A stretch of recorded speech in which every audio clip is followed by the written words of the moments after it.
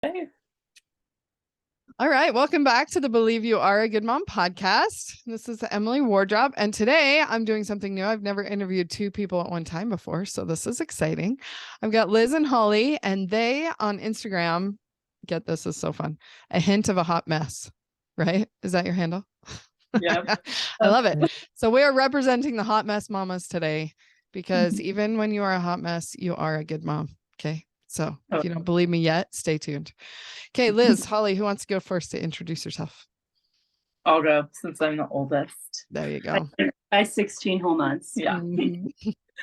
Okay. I'm Liz. I'm a mom of 4. I'm a realtor. I'm a life coach, and I have special needs kids, which all kids really are special needs, but mine are just diagnosed. Exactly. And then that's me. Awesome. And I'm Holly. I have 5 kids. I have 4 boys. And then I had a little girl 6 years after that last boy. So it's been super fun to be a girl mom for a little bit. And I have had a successful Etsy shop. Oh, fun. I'm on a break right now, just on a much smaller scale. And I just took my first job working outside the home in 15 years. So that's been a big adjustment. And yeah, that's it. Yeah. And together we just kind of try to show moms that you're not alone. Like it's okay to be a hot mess and you can still get stuff done. And like, you don't have to have a morning routine. You don't have to live your life by an organizer and be a type A personality to be an awesome parent, an awesome business owner, and successful in wherever you want to be successful. So that's awesome. Kind of Preach. Yeah. So let's talk about this because I totally relate. I would not call it's funny. Some people have called me type A, but I don't like to be put in any box, actually. Like all the personality tests, I'm like, I'm all of them. Okay. Okay. Right. That's all I have to say about that. So, but definitely struggled with routine. And you hear that all the time, right? Like routine is the best thing for kids. They need, especially like different neurodivergent things. It's like they have to have their routine, blah, blah, blah, and all the things. And anything, I like how you just said, you don't have to. Anything where it's like, I have to, I'm just so done with all of that. So tell us more about how we can like drop the shoulds and just do whatever we want and still call it good. Okay, I'll speak for a second and then I'll let Holly speak. So when I had my first child, my first kid I knew was neurodivergent, like when he was 3. And I started learning about ADHD because that's what he was diagnosed with.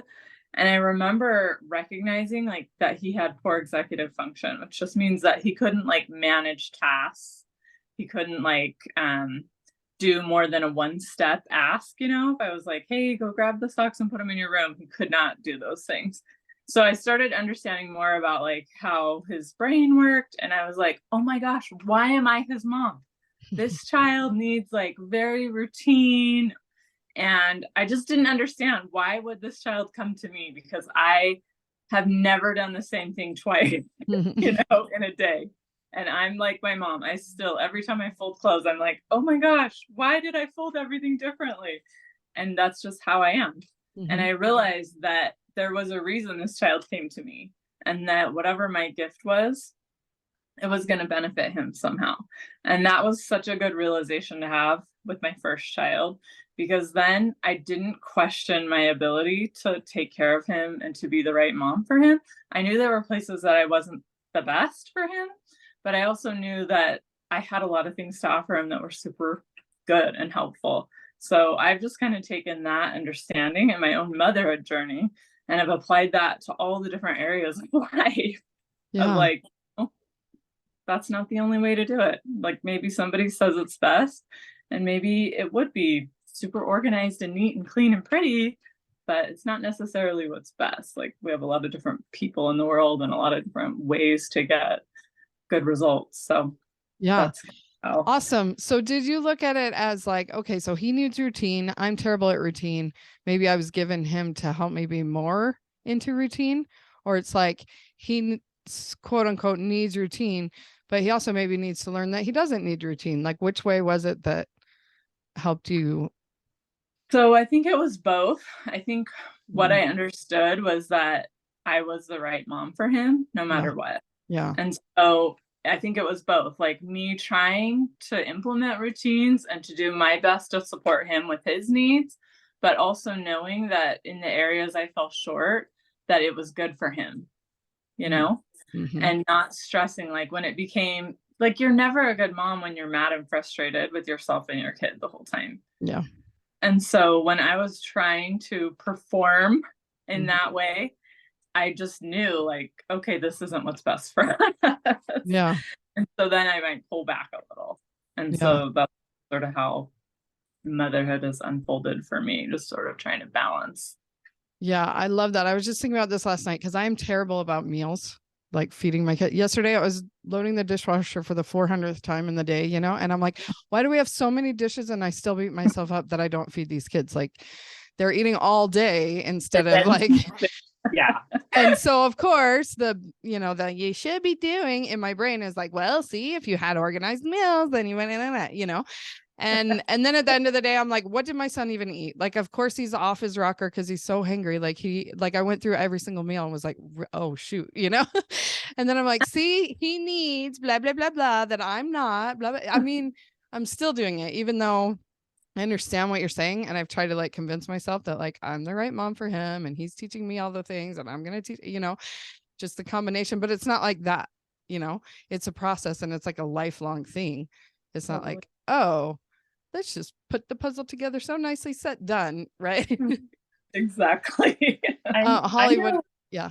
I was just going to say, I know I've found a lot of peace in realizing that I still have so much hope for myself, even though I've had so many failed chore charts, like it's not even Mhm. but I still get so excited about the idea of a chore chart. I'm Oh. like, oh, this is the thing that's going to work this time.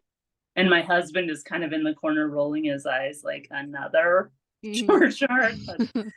And, but I still let myself get excited about it. And I still am hopeful that this is going to be the one that works. And it's probably not, let's be realistic. But I think there's a lot of, um, I've just accepted the fact that it's okay to still be hopeful and optimistic, even if you have a history of nothing working out. Like, Mhm. I like that about myself. I like that despite all those kind of things that didn't work out, that I still keep on trying instead Mhm. of being like, oh man, I'm so bad at this. None of those things have ever worked out. Yeah. I've just gained a lot of um, acceptance, just being like, you know what, I'm going to keep on trying because this isn't hurting anyone. Mhm. And eventually little bits of it are sticking and it's making me feel good that I'm trying something that's gonna possibly help my family. And yeah, I think just staying hopeful and not uh looking at your past and thinking, well, it's never worked out before. Why is this one gonna work out? Just Yeah. keep trying. Yeah. I And love that because I learned from my mom that none of it works. And so I haven't even tried anything.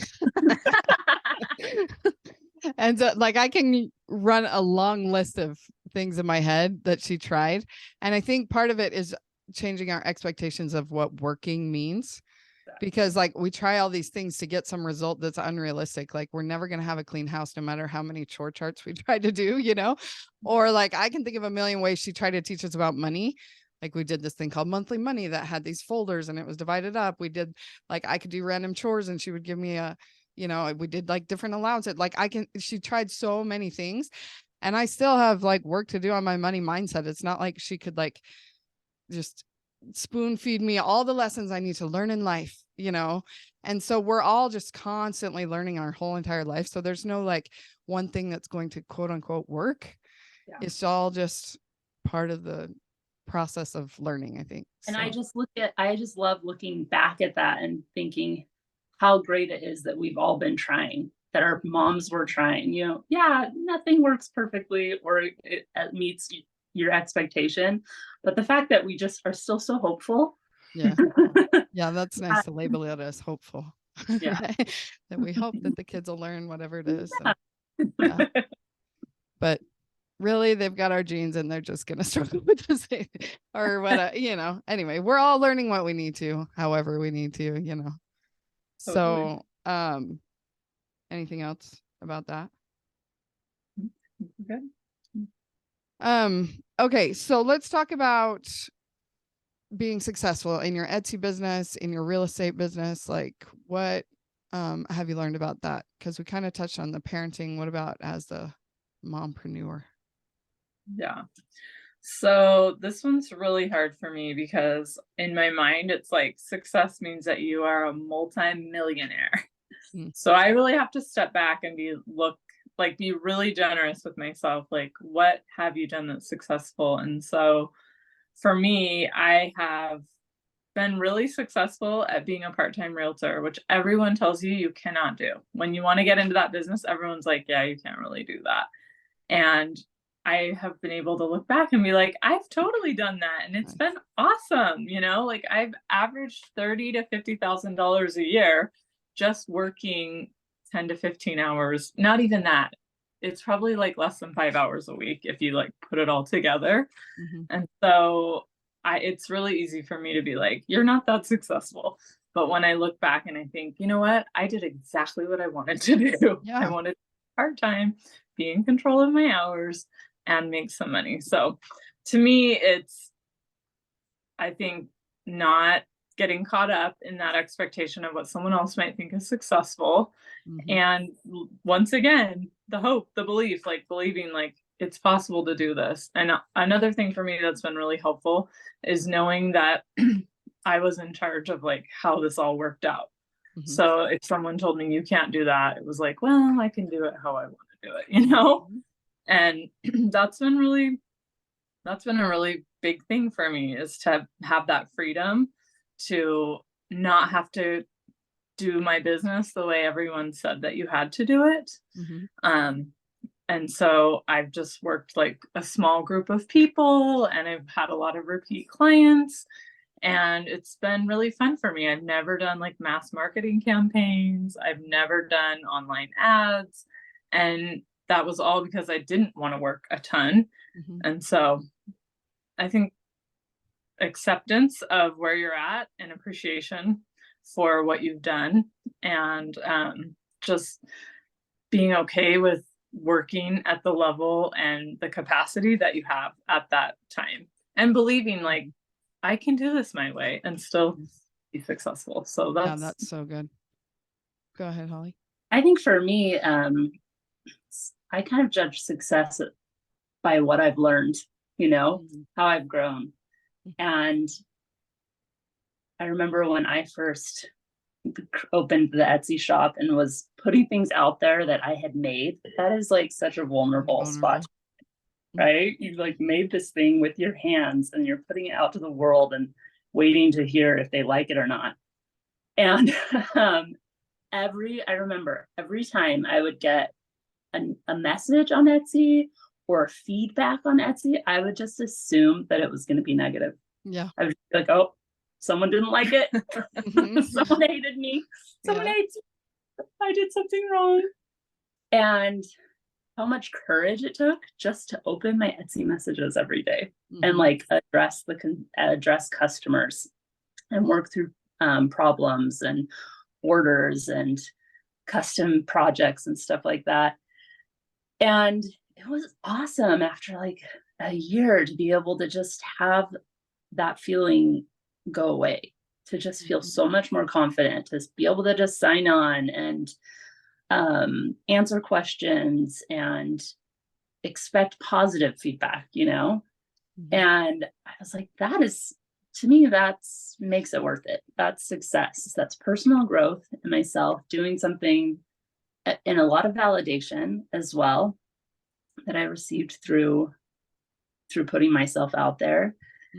And yeah, I had to take a break because I became a full-time caretaker for my mother-in-law with Alzheimer's, and that was right before personal COVID. Growth.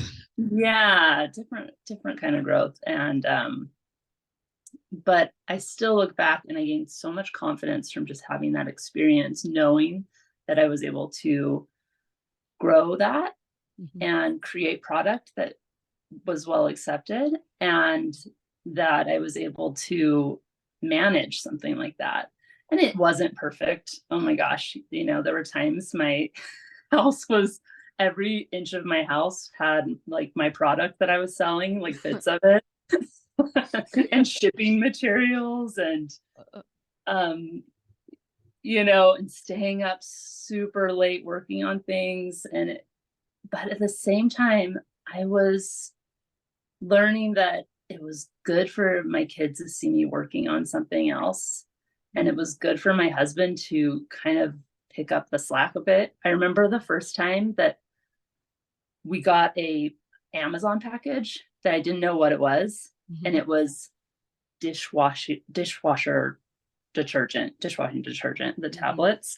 And I was like, what? And my husband was like, yeah, I saw that we were out, so I ordered some on Amazon. I was like, oh my gosh, do that? like he was learning to take some of that mental load of like running a house off of me. And like, to me, that was success. We were learning to manage this home as a team than we ever had been. And so that was something that to me was a successful outcome of me doing that. Yeah, that's awesome. So like Liz said, you didn't have to be a multimillionaire with your Etsy shop to label it a success. Of success. Right. And we have to do that, right? We have to define what success is. Otherwise, we'll just beat ourselves up that we're not there. And we don't even know where there is. We have some elusive goal that's not even like, if we stopped and thought about it, what is it that I'm expecting of myself? Oh, wait, that's ridiculous. So what is success? I love to think that success is doing what you want to do, right? Like you just wanted to have a part-time realtor job and you can. Naysayers say on, I can do whatever I want. And that feels successful. That is so awesome. That's totally where I'm at right now. I'm like, I'm done with all the rules and people telling me what to do. I just want to do what I want to do. And whatever results from that, I'm calling it success because I did what I wanted to do. And yeah, maybe they know what they're talking about to get me to the multi-millions, but like at what expense, right? Like, you didn't want to have to work the hours or do the whatever. So tell me more, Liz, about your life coaching. Okay. So I just started life coaching and it's a very slow roll for me, but it's super fun. Really my target client is moms that feel like they're a hot mess. I remember the first time I saw like when Facebook had like the little comedies, I guess it's like a meme, I don't know what you would call it, but like a little video, and it was like the moms meeting after the kids dropped off at school, and the one mom was like the hot mess mom that was supposed to bring the donuts, but she forgot, and then there was the other mom that brought the donuts and coffee because she knew the other one was gonna forget, and I was like, oh my gosh, I'm the hot mess mom. Yeah. And I've totally been the hot mess mom. But I actually started Jody Moore's program about 4 years ago. And what got me in was the stop yelling at your kids so much. And I listened to the free webinars and I was like, oh, this is good. And my sister was in it and she was always like, it's your thoughts, it's your thoughts. And so I started participating in that program. And in that 4 years, like I've just changed so much in ways that I love, you know? And sort of one of our like taglines is like, you can be a hot mess and you can get like more organized and you can have these improvements that you want, but you can still be fun and spontaneous, you know? You don't have to change your personality exactly to have that kind of growth. So that's really what I want to help women see, is that you can be more organized, you can manage your time, you can make plans for the future without like losing all your spontaneity and the parts about that type of personality that you really love. So yes. Yeah, so good. So, you know, Jody sits there all put together in her pretty office and says, I promise I'm 50-50. I'm half hot mess. You know, but we're like, sure. Like, show me, you know, and then she does her reels on Instagram where she's on the beach and she still looks all put together. I'm like, where's the hot mess?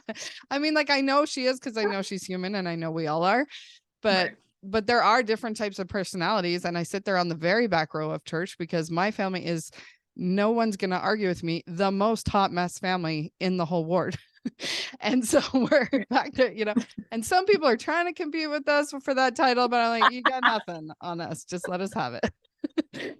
And just embracing that, it's like, I mean, my husband's apologizing to people every Sunday. Sorry about the belligerent kids in the back. It's like, yep, that's us, and like, and I just stopped beating myself up about it because I just knew that wasn't helping, like trying to fit into this ideal family that I always thought I would have, that like somehow there's a row of all these ducklings sitting nicely drawing in their thing during, like, it just doesn't happen. So it's fine.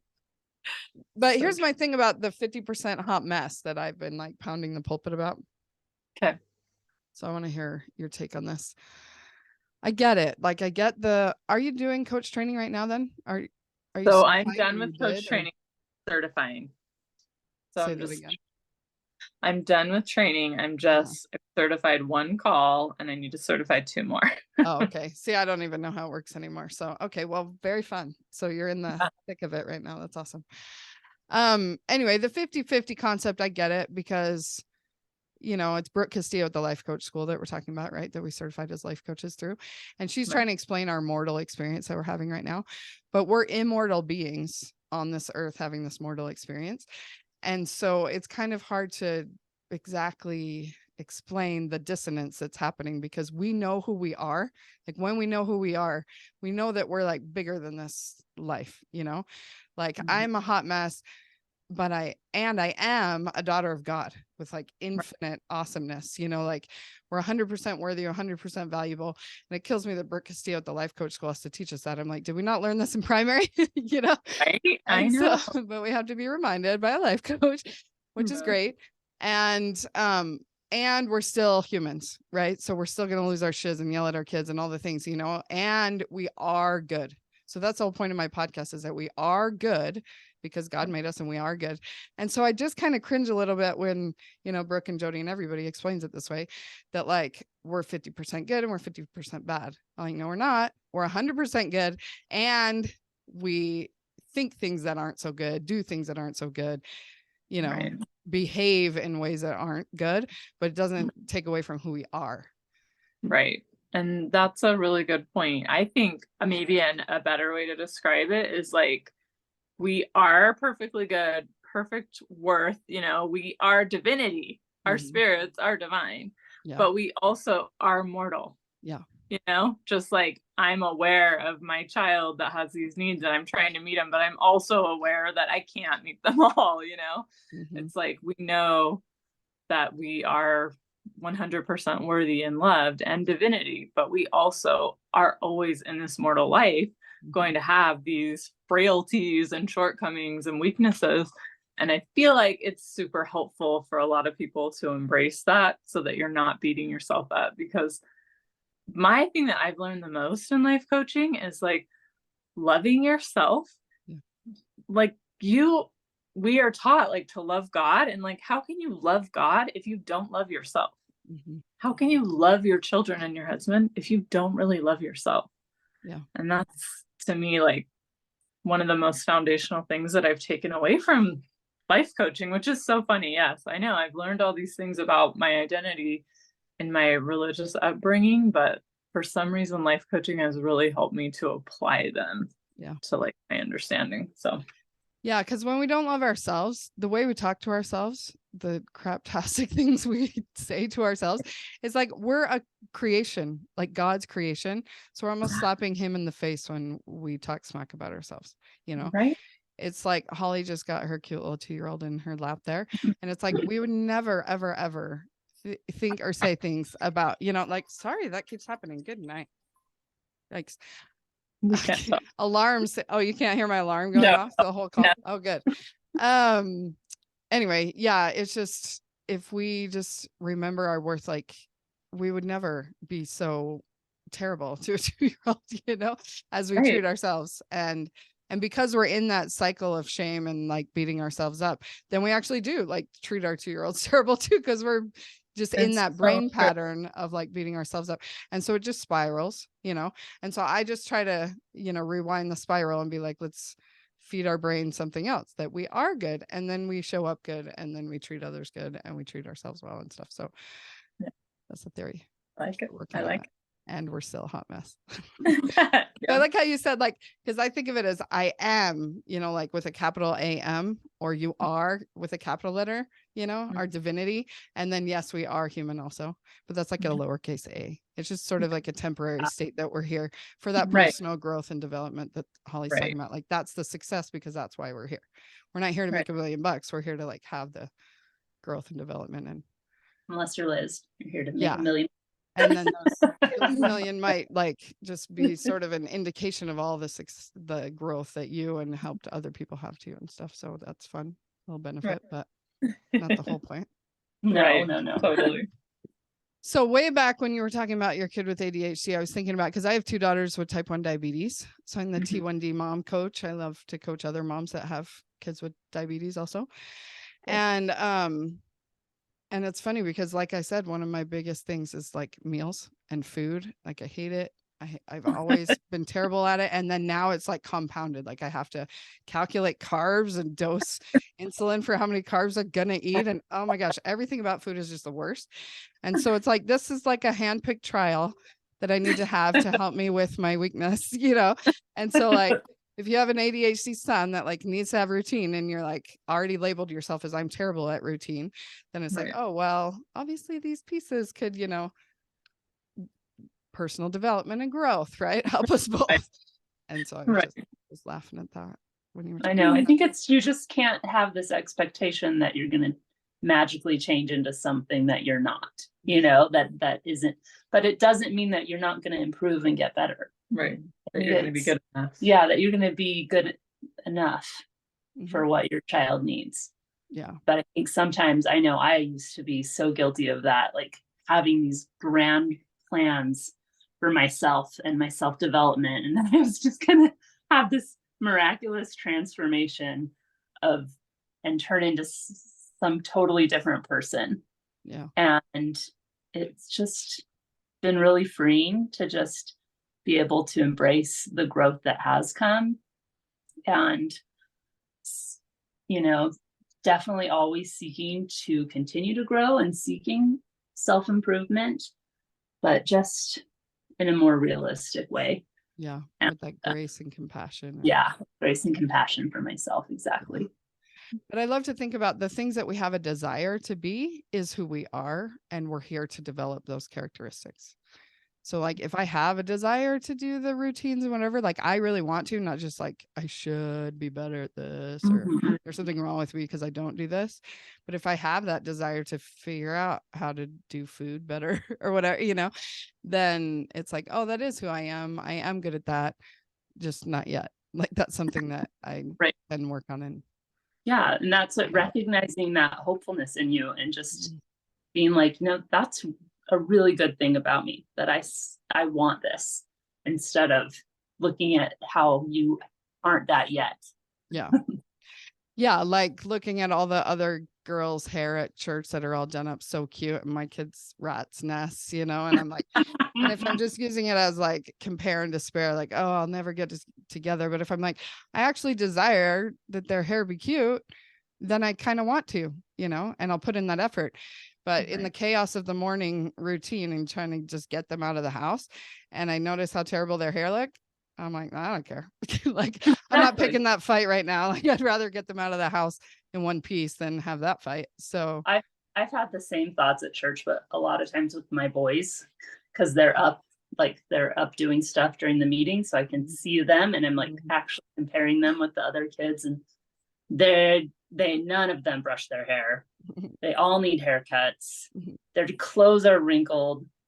And, I start to go down that path, like, oh, I should do this. I should do all these moms. Do they like get the gel out and put gel in their kids' hairs? What time do they wake up?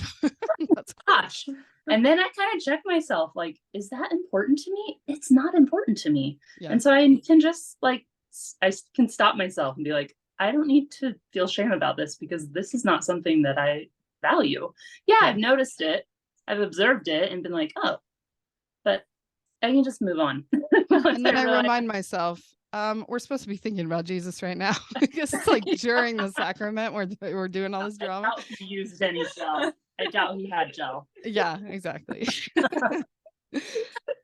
So fun. Okay, so tell people where they can work with you and any other last thoughts you want to share. Okay. The last thing I want to share for moms is that like the thing that's been so helpful for me is knowing that my kids are just who they are. Yes, all of this applies to them too. Right? Exactly. Like I get to be a part of it. I get to like have some influence and to teach and learn from and learn with and enjoy this experience. But I learned really fast. Like my oldest child was not going to be who I wanted him to be. Like he had his own personality, his own way of thinking and seeing the world. And once I was able to just embrace that, it's just been so much more enjoyable to mother. And so that's my last little thing for motherhood. And you can find us at A Hint of Hot Mess on Instagram. And you can also find coaching at lizcovington.com. And then I don't know, Holly wants to share anything. Yeah. So we put out lots of fun stuff for motherhood. So yeah, you do. It's super fun. Love it. Well, thank you so much for being here. And just remind everyone that you are a good mom. Yeah, that's right. Okay, well, thanks, Emily. Okay, bye.